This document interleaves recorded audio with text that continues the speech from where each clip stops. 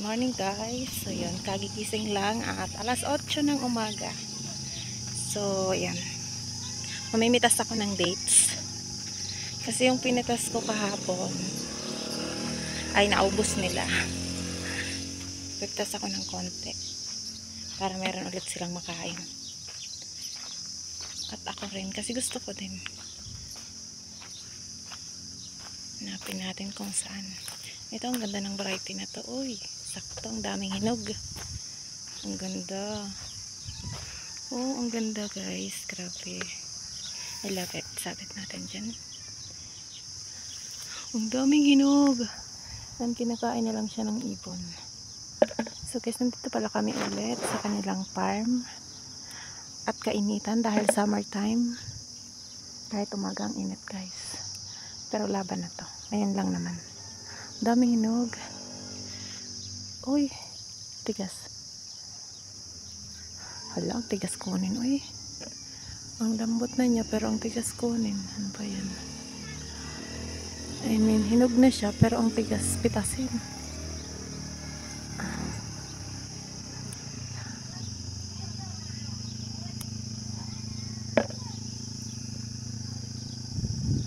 Ang ganda.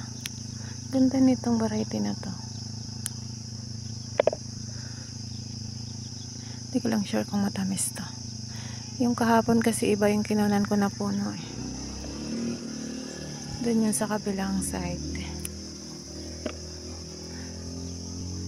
So, daming hinog pero nakakalito kung alin yung pipitasin mo, diba?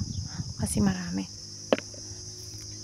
Pinipili ko yung ano, yung hindi sobrang hinog, yung ano lang, hap-hap lang. Hap na hinog. Pero ang tamis nito, yung sobrang hinog na, yung ganito, sobrang tamis nito.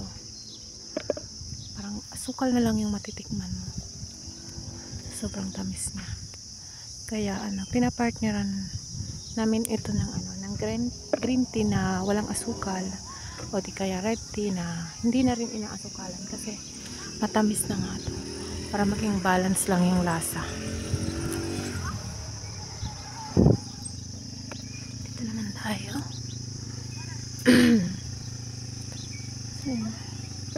Sila tulog pa. Yung mga bata naglalaro ng ano, ng motor. So, wala lang akong magawa guys. Hindi naman sa akin sinabi na manguha. Gusto ko lang kasi wala lang. Nakakatuwa lang manguha dito kasi minsan lang naman dito and minsan lang naman to.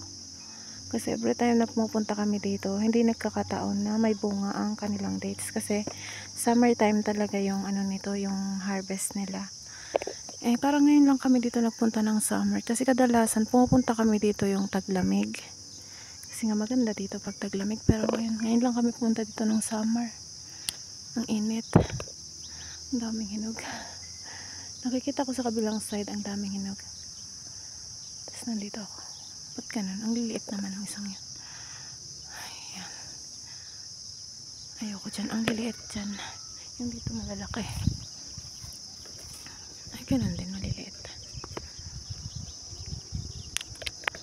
Ayun.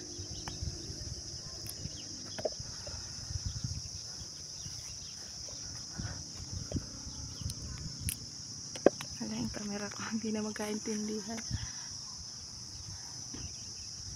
Alam niyo ba guys, kagabi naglaro ako ng ano, nag-drive ako ng motor. Sobrang drive.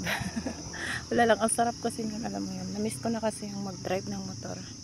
Sa Pinas kasi may single ako. So, drive talaga ako ng motor na single. So, na-miss ko lang talaga. Sa kaka-drive ko, hindi ko na napansin. Yung cellphone ko pala nalaglag. Grabe yung cellphone ko nalaglag. Nadaan-daanan na ng motor. Buti hindi nasira yung screen. Ayun. Kailangan ko pa talagang hanapin ng ano, kagabi kasi hindi siya makita kasi sa buhangin siya nalaglag. Tapos medyo natakpan na siya ng buhangin kasi nga hindi ko napansin agad na nahulog eh. Pansin ko lang ng mga ano na sa pikola yung cellphone ko nawawala. So hinanap ko pa siya talaga doon sa buhanginan. Nakalubog na sa buhangin yung cellphone ko.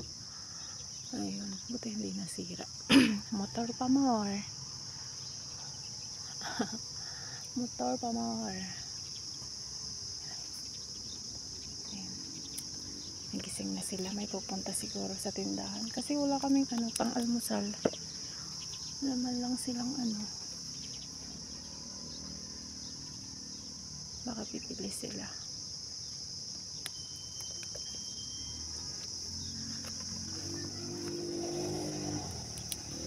So lilipat ako sa ibang puno para iba naman. Parang gusto ko din. Lipat ako sa ibang puno.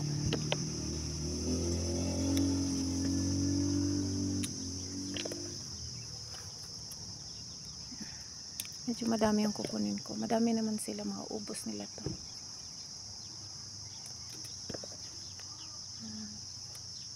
Daming hinog, pero tama na dyan sa puno na yan. Lipat tayo sa kabilang puno.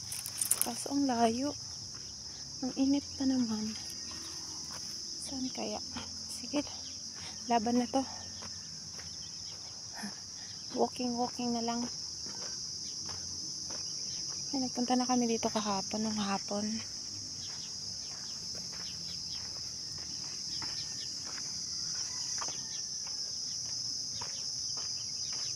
Ang init ng singaw, kahit na hindi naman ganun kainit yung araw kasi parang makulimlim, pero ang init ng singaw.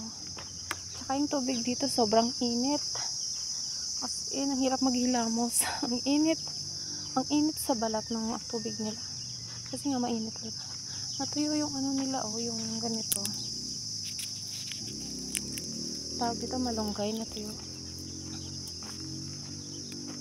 Dati ang kataba ng malunggay nila dito Dito naman nakapipitas sa sa ibang puno. Ayun, itong daming hinog. Actually, ang dami na nilang hinog. And yung iba talaga, hina-harvest na nila. Uy, ang lalaki ng bunga nito. Ang ganda. Kita nyo guys, ang lalaki Ay, sobrang hinog na.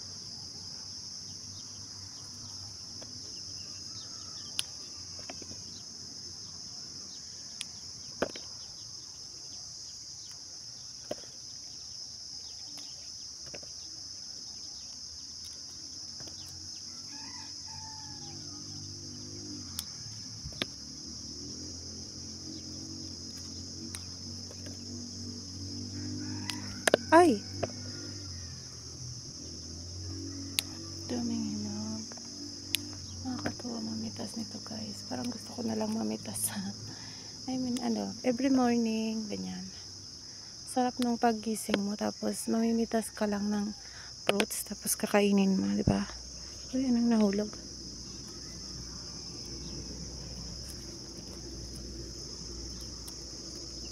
Ew.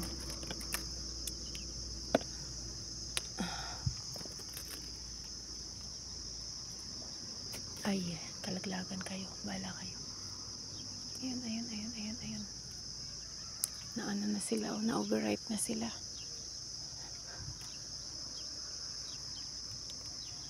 Sobrang hinog na. Nalaglag na lang sila.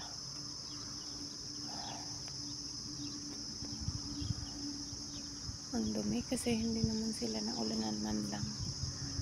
Na umuulan dito.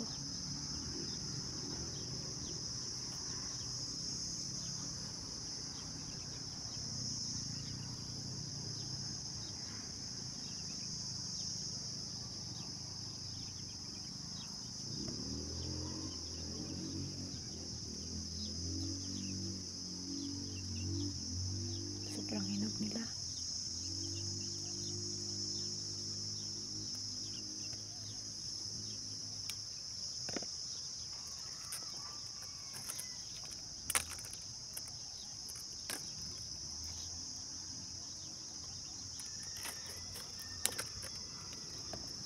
Ayan, napipisa. Nadudurog sila. Ang tigas kasi pitasin. Ay, nadudurog. Lipat tayo sa kabilang puno. Ito, I think, same variety lang sila. Ay.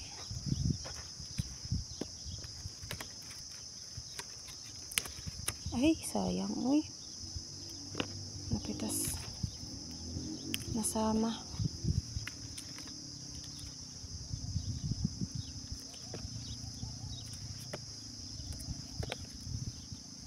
magtinda ano, kasi ang baba lang nila.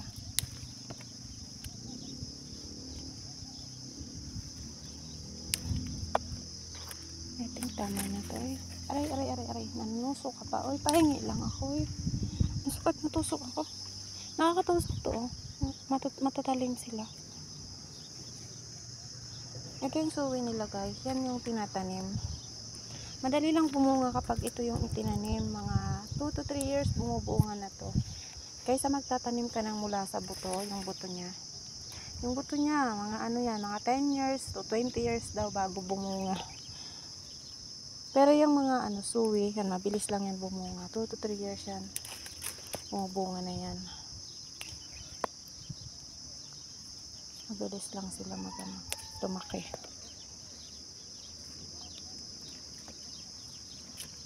Niisip ko nga kung paano makapagdala sa Pilipinas ng suwi. Kasi gusto kong magtanim kahit isa lang. Kasi nahilig na akong kumain nito guys. Kasi pag ano, sa isang araw parang hinahanap ko na talaga siya. Gusto kong kumain. Nasanay na. Sanay na. Tama na siguro to. Ang dami na. Ang daming hinog nito. Aray ko, ang dami namang dahon. Nanunusok. Ayoko na nga. Ayoko na sa'yo. Tama na dyan. Ay, pare-pareho lang naman ang variety dyan. Guys, ito yung na-harvest ko guys. Hugasan natin dito.